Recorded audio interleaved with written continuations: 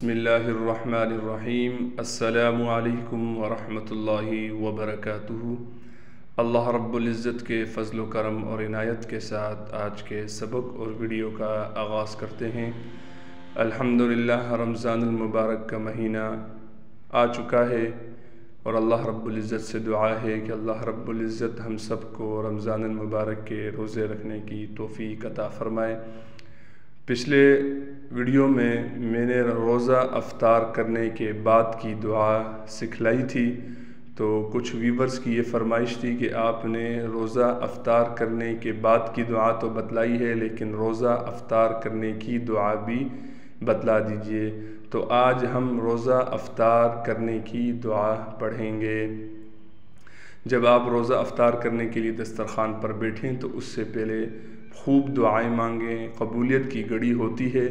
جب آپ دعا ختم کر دیں تو آپ نے جب روزہ افطار کرنے کے لیے کوئی بھی چیز پانی، کھجور وغیرہ لینے سے پہلے آپ نے یہ دعا پڑھنی ہے۔ اللہم انی لک صمت وبک آمنت وعلیک توکلت وعلی رزقک افطرت۔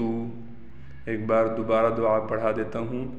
اللہم انی لک صمت وبک آمنت وعلیک توکلت وعلی رزقک افطرت۔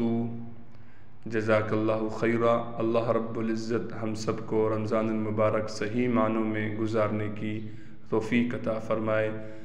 السلام علیکم ورحمۃ اللہ وبرکاتہ۔ اللہ حافظ۔